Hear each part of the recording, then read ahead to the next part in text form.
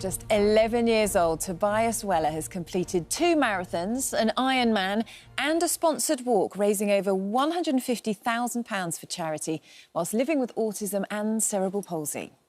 This remarkable young man is this year's Good Morning Britain Young Fundraiser of the Year award winner, and early this week collected his award. And Tobias joins us along with his mum, Ruth. And we're also joined by the winner of the Pride of Britain Lifetime Achievement Award. It's Jill Allen-King, who was honoured for her campaigning work for the blind and partially sighted. And Jill joins us now as well, along with her guide dog, Jagger. Good morning to all of you. It is so lovely to see you this morning. I mean, it was such a special night, wasn't it, at the Pride of Britain Awards. And just huge congratulations to start off with. Tobias, I want to ask you about David Walliams, because it was David Walliams, wasn't it, that surprised you to tell you you'd won your award. I know he came to London to a primary school. He was pretending, wasn't he? You were pretending to be doing some reading, and they're talking about your fundraising. What was it like meeting David Walliams and finding out you'd won? It was incredible. When he emerged through that door, I could not believe my eyes. I was so surprised but shocked a bit as well. And then he told me that he'd won a Pride of Britain award, and my head was totally mashed. I am not surprised. We could just see the look on your face. Do you know what? After that, I even got to read Gangster Granny out loud with David Walliams.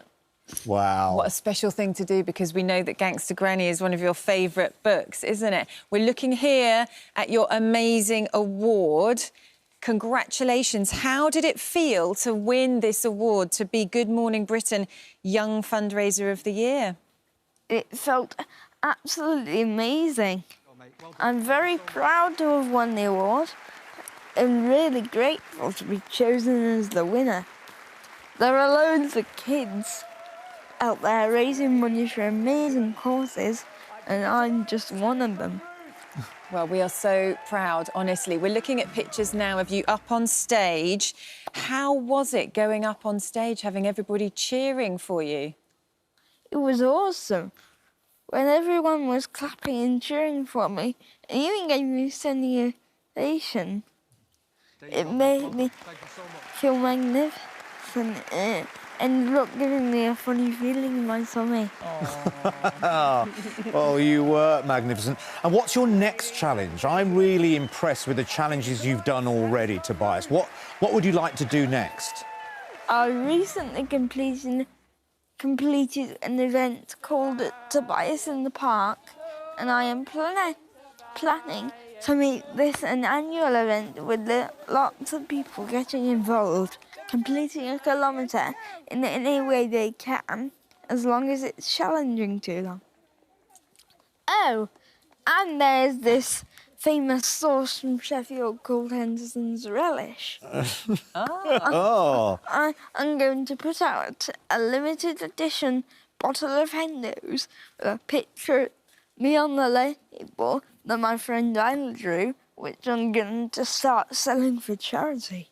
Well, Good for you. It's amazing what you're doing, and well done for carrying on that good work. Yeah. You're a very special young man. Congratulations. Jill, we've got to come to you because, I mean, we have to say, so Adil and I were there at the ceremony on Monday, and what a moment it was, you winning, hearing about, you know, all the amazing work you'd been doing, but we have to talk about you dancing with Ashley Banjo. How was that? Well, on the Sunday evening where we meet all the other people that had won awards, Ashley was sitting next to me, and it turns out, I've been reading about him in my local paper, that he just bought the local church to become a dance studio. So he said we'd be neighbours, and then he found out that I'd got all my medals for ballroom and Latin American dancing, and he said he couldn't dance. He couldn't do it, and I said... Well, he couldn't do ballroom, he said, didn't or he? Latin, and I said, that's disgusting. I said, I'll have to teach you the cha-cha. So as soon as the meal finished, we went to the end of the tables and we did a little cha-cha, and of course everybody clapped. And they said, you can do that tomorrow night on stage. But when I got there on Monday, they said, no, it wasn't in the programme. But just before I went up on the stage, Ashley said, we're going to have a dance. Yeah. So it was a bit of a surprise and a bit of a shock. We just saw a little bit there, and people will watch it tonight. But the highlight for me was your comment to him when he said to you, well, how did I do? What did you say back to him? I said, I can't see you, can I? Because I'm totally blind, so I just couldn't see him at all. But it was... Yeah. It was a very special moment. And Jill, just take us back to your story, because I know that you lost sight in one eye as a baby, didn't you? I and had then you measles on my first birthday, had to have my left eye removed, nearly had the second eye removed, but I didn't. And I had about 80% of vision left, and I went through the ordinary school. I should have gone to a special school, but I didn't. My mum didn't want me to. So I went to an ordinary school and went on to college and passed my City and Guilds in hotel and catering. And I worked as a chef in London for 7 years. And then I saved up to get married and got married. I was leading a very active life because I was doing my dancing. I was a captain in the Girls' Life Brigade and being a chef. And I rode a bike. Not on the pavements, though, not like they do now. And then I went totally blind at my wedding reception. Although it was glaucoma, it was the optic nerve had been destroyed by the measles. And then I had an operation that wasn't successful and spent 7 years virtually housebound, only going out when my husband or somebody took me out.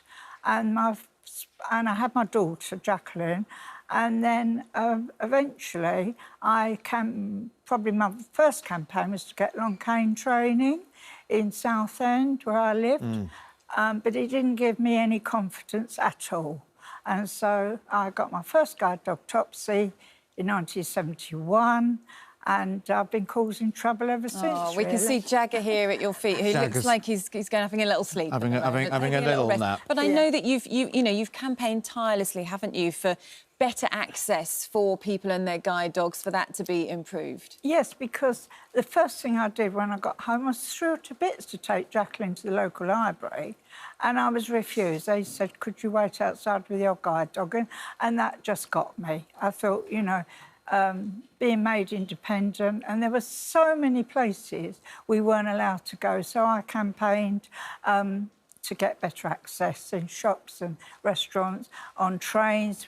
Guide dogs weren't allowed in sleeping cars or dining cars. We weren't allowed into House of Commons. And ironically, when I went for my MBE in '83, that was for all the work I'd done on introducing tactile paving at crossings and guide dogs. My third guide dog, Brandy, wasn't allowed into Buckingham Palace. Wow. So my goodness. After 28 years, I was awarded the OBE. So when I phoned up and said, what happens about my guide dog after last time? Oh, we know what happened last time, and Amanda's going to be allowed in. And so it wasn't until 2012, for the first time, guide dogs were allowed into the vestiges. We'd been there for other things. I'd been there for the Duke of Edinburgh's award, the International Year of Disabled People in 1981. And we met Diana and Charles the week before they got married. So much, and I met the Queen and spoke all about access. And there were 40 other guide dogs there at the garden party, and yet we weren't allowed into the investitures. And David Blunkett phoned me up after I'd been refused in '83. He wanted to be an MP, so he supported, you know, all the work I was doing. I said, you should join the Federation and help us campaign. But he wouldn't, which I accepted that. Well, Jill, you have done amazing work, you know, access for guide dogs, the tactile pavement you talked about, you know, for everybody who's wondering about that, it's the bumps that tell you where the pavement ends on the trains. Isn't the bell on the buses? The bell on the buses as well? That's something you... When I'm sitting down. Well done to you. But the texture pavement, that was because the curves quite rightly being flattened for wheelchairs, and blind people didn't know if they were on the pavement or in the road. Yes. So my idea, and it's a long story, it's all in my book. Oh, well, listen, we'll read it. It's made a huge difference. Congratulations, and congratulations to you, Tobias. Where are you going to put this award? Do you know? Have you got somewhere in mind that you think you might put it? Where I... Oh, I'm just asking Tobias where he's going to put his award. Oh, Hold sorry. on. I've got a trophy shelf. Oh, a trophy shelf. And I'm going to put it at the front. Oh, Good for you. Good for you. Well, I'm Very sure you'll good. be getting a fair few more of those with all the rest of the charity You've done work so that you're doing. Haven't you, Tobias? You've done really well. Well, and you have done, And Jill, so as have well. you, You Jill. should both be so proud. So inspiring. Thanks so much for coming in to see us.